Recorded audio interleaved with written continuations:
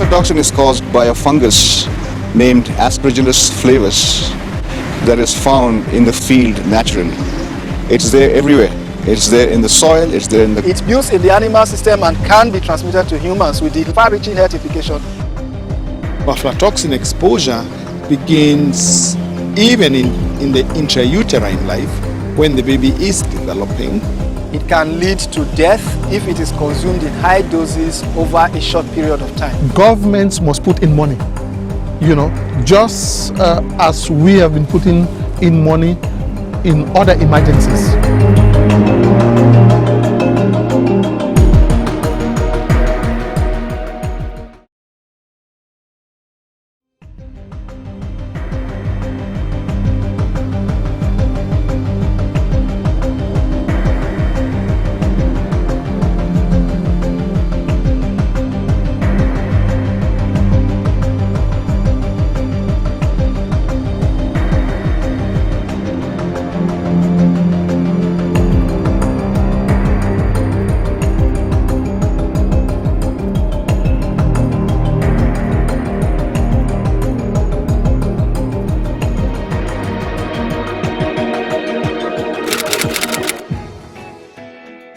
Aflatoxin is caused by a fungus named Aspergillus flavus that is found in the field naturally. It's there everywhere. It's there in the soil, it's there in the crop, it's there in dead insects, dead organic matter, it's there in the air, it's everywhere. So that is the fungus that actually causes aflatoxin.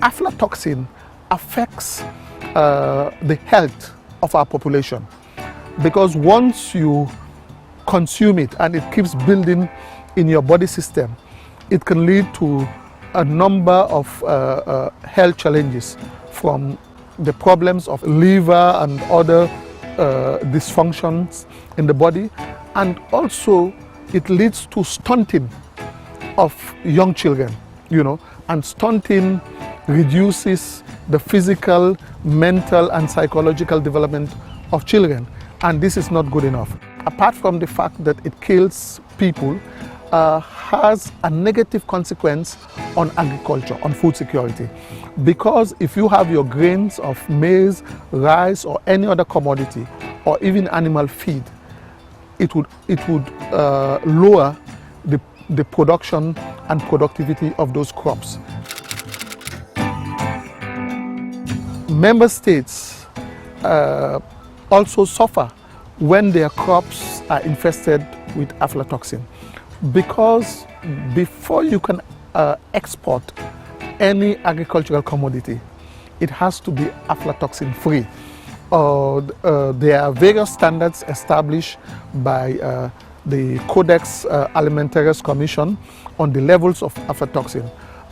Different governments in Europe and the United States have also standards. So if you don't meet those standards at the point of export, if you export those commodities or crops that are infected with aflatoxin, they will be rejected.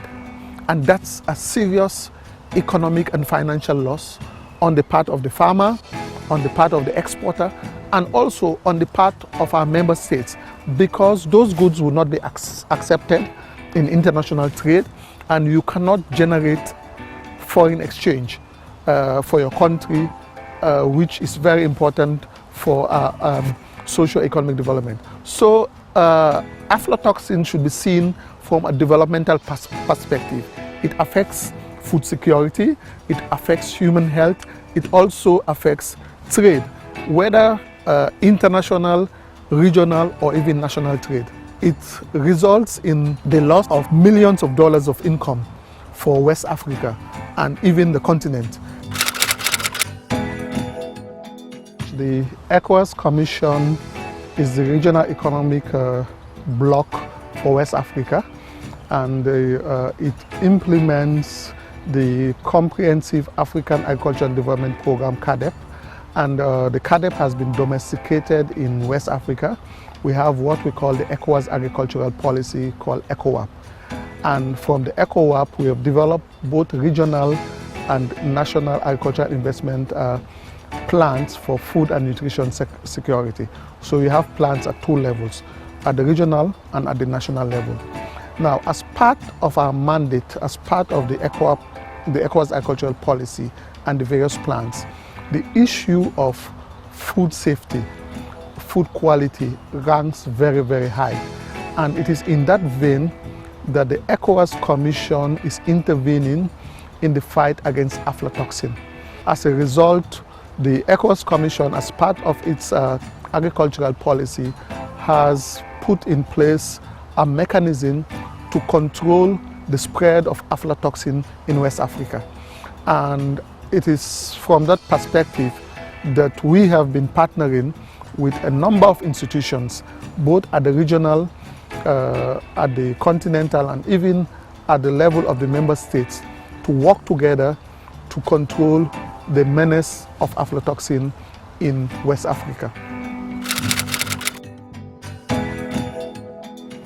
There are solutions at the pre-harvest stage and there are solutions at the post-harvest stages. Most of the solutions are at the post-harvest stages. These solutions are something like timely harvest, good drying, good storage, good transportation practices. There are food processing methods by which you can actually manage. In the pre-harvest stage, there are not many. There are actually very few solutions that farmers can think of using. And most of them are uneconomical or they are very difficult to follow. The only solution that we have found commercially available is the biological control. And this is something that we have been promoting. But when we say that use the biological control, we also mention that use the other practices too. Although biological control can cut down the toxin levels dramatically in the field, we need to protect the grain in the store as well. In the store, if you have biological control or what we call as the Aflasafe product, the pre-harvest treatment will have post-harvest solution, but you actually need to maintain good grain integrity.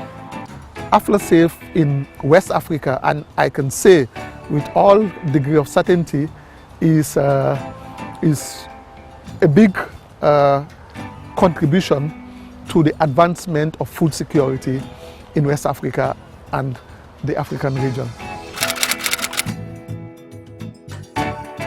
ECOWAS is implementing the program developed by the Partnership for Aflatoxin Control in Africa, PACA, but we are not limited to that.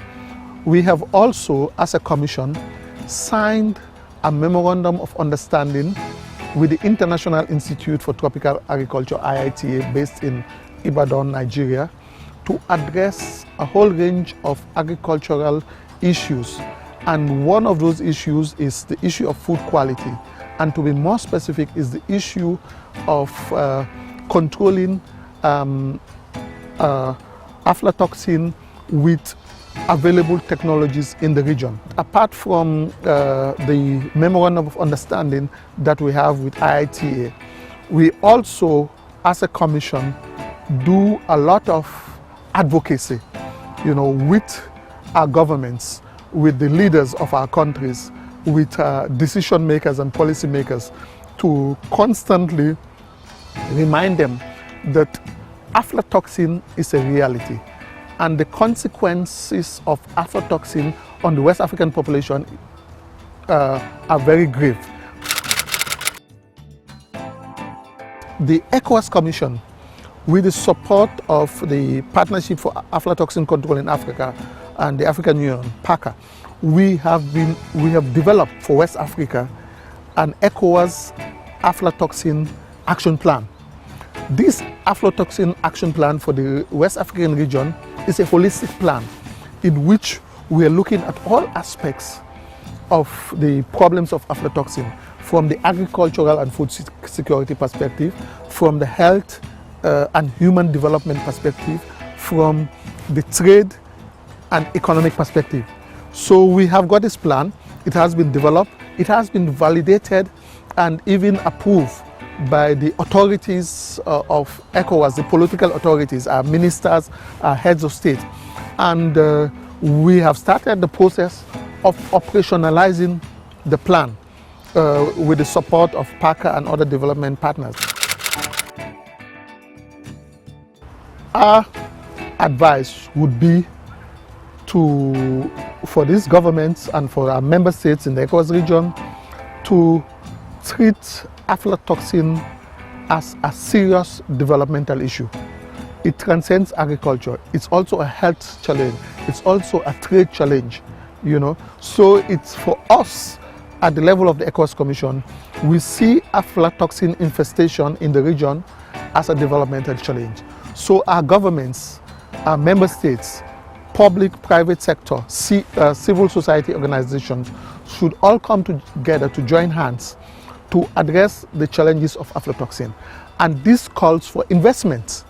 Governments must put in money, you know, just as we have been putting in money in other emergencies that arise in the region from time to time.